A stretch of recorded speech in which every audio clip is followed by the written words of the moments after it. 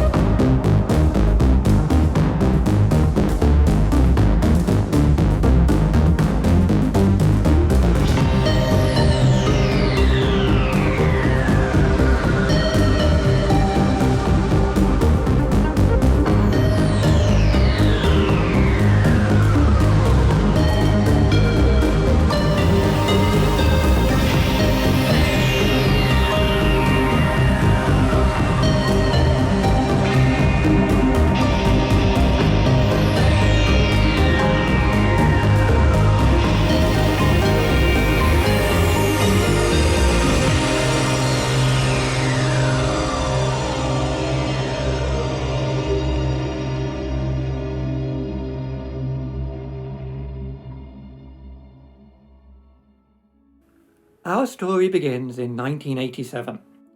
It's October 30th, a Friday. We look down over Sweden's Malaren Islands, and in the distance we can see the three cooling towers of the Facility for Research in High Energy Physics, the world's largest particle accelerator, more commonly known as the Loop. Moving on, we sweep down into the town of Stenhamra to focus on one particular schoolyard and one particular 11-year-old girl. Sam is standing in the middle of a circle of other kids, a gang of bullies led by Daniel Ekström. They've taken her teddy bear backpack and are throwing it back and forth between them, just out of Sam's reach.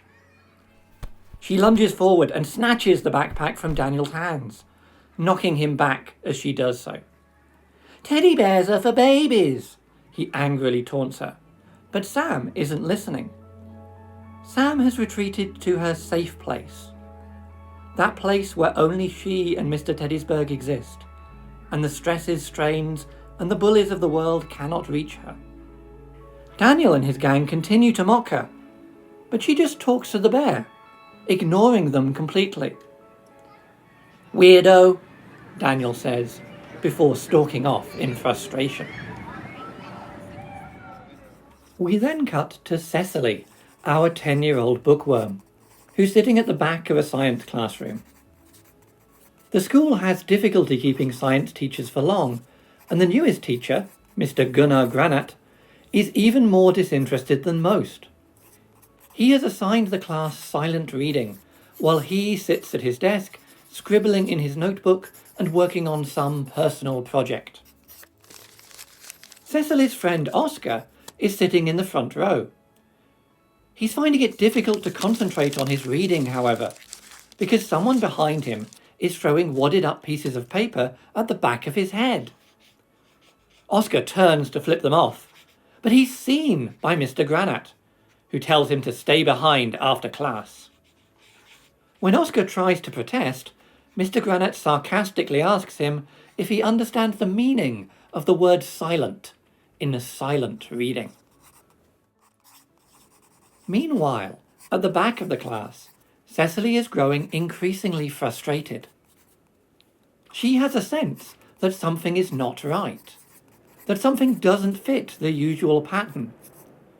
But she can't figure out what it is. And Cecily hates when she can't see the patterns. Cecily and Oscar leave together after class, Oscar choosing not to stay behind, and Mr. Granite seeming not to care. They head for the corner, their secret hideout in a neglected storage area of the local mall. Oscar sets up his laptop on the table, and he and Cecily start making a list of possible suspects for the paper throwing. Oscar's older brother Mikhail, known as Mika, plays bass guitar. He wanders over to the band room after school to practice, but there's no one else there to jam with. So, with nothing better to do, he cycles over to the corner as well, sprawling on the sofa while his brother and Cecily do their thing. Sam is walking to the corner, kicking at the dry autumn leaves. It's taking her a while because she keeps getting distracted on the way.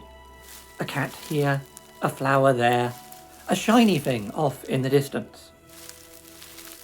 As she kicks at what she thinks is another pile of leaves, her foot hits something soft and squelchy.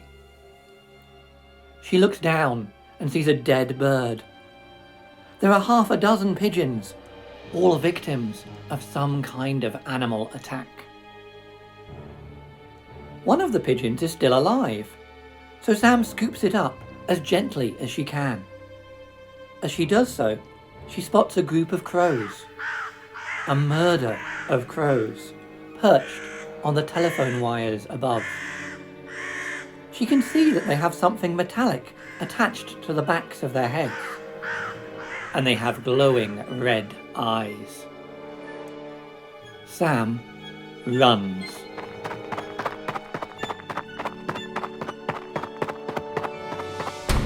She bursts into the corner, throwing open the door, and, in surprise, Mika falls off of the sofa. She puts the pigeon on the table, almost dropping it onto Oscar's computer, and starts searching in her backpack for medical supplies. With Cecily's guidance, Sam patches up the pigeon, which she has decided to name Ben. Sam tells the others what she saw, and Oscar and Mika start discussing what could be responsible. Maybe werecrows, or werecrow pigeons, or even vampires.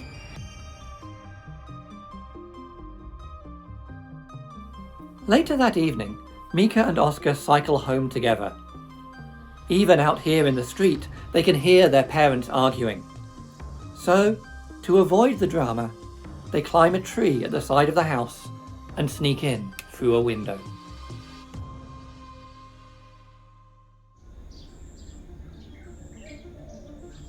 Oscar wakes up at 7:30 the following morning. His dad is downstairs watching TV, and his mother has already left the house. Oscar makes himself a breakfast bun and goes back to his room to program. Half an hour or so later, Mikhail comes downstairs and collapses face down on the couch. His dad apologizes because their mother was supposed to take the boys to the autumn fair, but she has had to go out. Their dad can't take them because his new job has him working on Saturdays. So he asks Mika if he will take Oscar and keep an eye on him. Mika agrees. Anything to support his dad. The mood at Cecily's house is very sombre.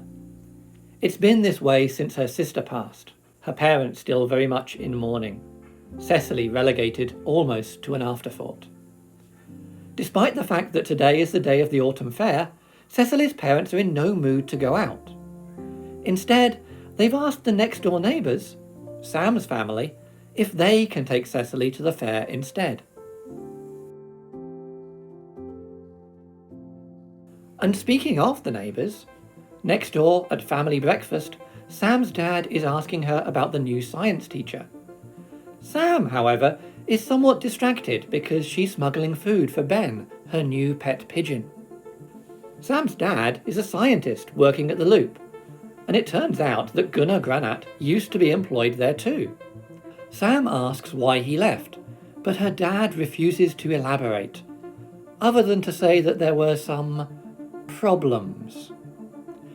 "You never tell me anything!" Sam yells and storms upstairs.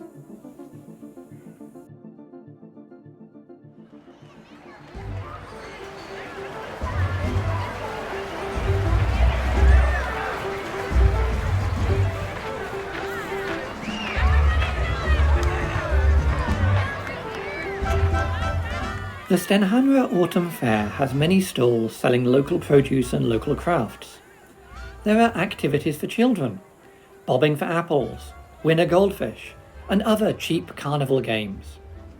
The mascot of the fair is a giant scarecrow. And there's a bonfire too. And at the end of the fair, they're going to burn that scarecrow Wicker Man style on the bonfire. The mascot creeps Oscar out. He's not a fan of scarecrows and is disturbed to see 3 more of them in a neighbouring field as he and Mikhail cycle up to the fair. The scarecrows seem to be watching him. Sam's parents spot Mikhail and decide to leave Sam and Cecily with him, since he is older and therefore responsible. Mika is complaining about being hungry because Oscar didn't make him any breakfast, so Cecily uses some of her meagre savings to buy some pastries. Oscar, who's been saving for the fair, gives Cecily some money to buy more, and soon the 4 friends are stuffing themselves with desserts. Sam, on a sugar high, is dangerous, and Mika has his work cut out preventing her from wandering off. Oscar glances back at the other field, where the 2 scarecrows are still watching him. Wait, 2 scarecrows? Weren't there 3 just now? There is a scream. A crow is dive-bombing a girl, seemingly after her food. Sam breaks away from the others, picks up a rock and hurls it at the crow, knocking it from the sky. Unfortunately for Sam, this attracts the anger of a dozen other crows who swoop down on her. Mikhail grabs her and runs. Cecily, who has memorized the fair's layout, guides them between stalls, while Oscar uses his knowledge of crow behavior to distract them with shiny things.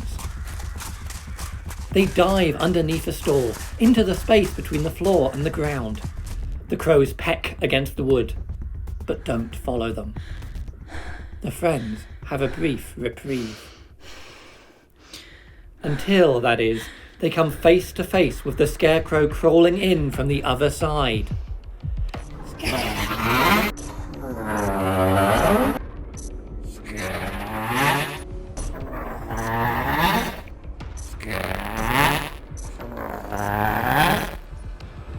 It is a self-balancing machine. A robot. Mika kicks it in the head, but injures his own foot in the process. He knocks off the robot's hat, exposing a damaged section of the robot's cranium. Sam snatches up the hat. It's cool. While Mika and Cecily hold the scarecrow down, and Oscar connects his laptop and powers down the robot. Cecily notices that the robot has some letters and numbers painted on the side of its head. DVE2. And a serial number stamped on its arm. IEX 4232. Due to her dad's work at the docks, Cecily recognises the serial number as belonging to a magnetrine freighter, a huge flying transport vessel. While the others are occupied with the robot, Sam has emerged from under the stall. Everyone around her is running in panic. Everyone, that is, except for one cigarette-smoking teenage girl with heavily hairsprayed hair and a backpack bulging with papers. Under the stall, Oscar discovers that the robot was protecting something from intruders. Only intruders has been overwritten in its programming code by crows. He amends the code so that the thing the robot is protecting is Oscar himself. Then he and the robot emerge from the stall, and the robot takes back its hat. Sam immediately gets in a tug-of-war with the robot. Oscar tells his brother what he's done, but rather than focusing on his achievement, Mika starts talking about what else they can do. "It's never enough for you, is it?" Oscar wails, and he and DVE2 stalk off to the field to investigate the other scarecrows. Sam, who has managed to reclaim the hat, points out the smoking teen and marches right up to her. Sam is very blunt and direct, so Mikhail joins her to mediate, tripping over his own tongue as he does so. The girl tells them that she's looking for her uncle. She thrusts the papers into Mikhail's hands, and he immediately passes them off to Cecily. These are project papers from the Loop. Animal experimentation with possible military applications. A device was implanted into the spine with the aim of inducing a response via a remote signal. The project was cancelled, since the only thing that could be induced was aggression. The lead scientist on the project was one Gunnar Granat, the new science teacher, and the girl's uncle. Sam notices that the girl, whose name is Mai-san, is wearing heavy makeup to hide bruises. Mai-san has run away from home to escape from her mother's new boyfriend. Sam and Mikhail attempt to comfort her. As attempts go, it's not great, but Mai-san appreciates the effort. She accepts an awkward hug from Sam, and in return offers to share her cigarette. Oscar, having determined that the other two scarecrows are in fact just scarecrows, continues to reprogram his new robot. He learns that it is the property of the Swedish Defence Research Agency. The four friends reunite and decide they need to stop the signal. They remember the crow Sam hit with a rock and use the receiver in its head to trace the transmission back to its source. It is to the north, near the Loop reactor. Oscar takes the robot to their hideout while the other kids are driven home. Sam sneaks back out, but as she is doing so, she hears her parents talking about plans to recover a magnetrine freighter that crashed a few months ago. Could this be the same ship? Cycling north, the tracker seems to confirm that it is. Roads have been closed off in preparation for the freighter's recovery, but, carrying their bikes, the kids are able to sneak under the barrier and get close to the ship.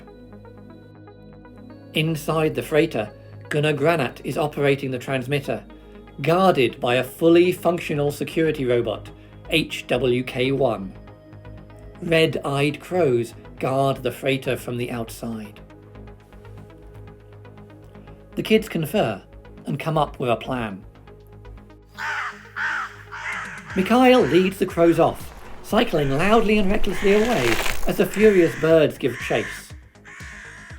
With the coast clear, Cecily and Sam sneak inside, Sam armed with a tree branch she has found washed up on the shore. Cecily guides Sam to the bridge of the freighter thanks to her knowledge of freighter blueprints. However, as they attempt to get the drop on Granat, they are spotted by his security robot. Security systems activated. Outside, Oscar pries open a panel and starts tampering with the circuitry. He overloads the transmitter, which explodes. Back on the bridge, Granat turns his attention to the control board, attempting to fix the damage caused by Oscar. The robot advances menacingly towards the two girls. Balling her hands into fists, Cecily runs towards it, then swerves. The robot stalks after her, just as she had planned, and Cecily kites it into a side room, runs around a table, and locks it inside. Meanwhile, Sam sneaks up behind the distracted Gunnar Granat, raises her tree branch high above her head, and swings. Granite collapses like a sack of potatoes, unconscious. The day is saved.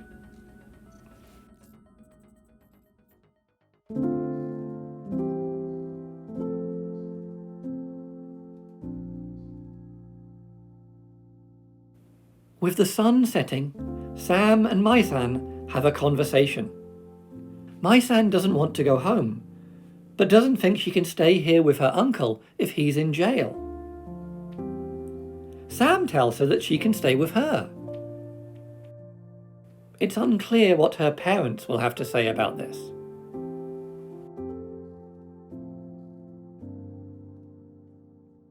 Cecily goes home to darkness and silence. Her parents are focused on the shrine they have set up to her late sister, and don't notice as their daughter climbs the stairs. And Mikhail and Oscar cycle home together, bonding as they do so. And we close our tale to the strains of the then #1 single in the Swedish pop charts. Rick Astley's Never Gonna Give You Up.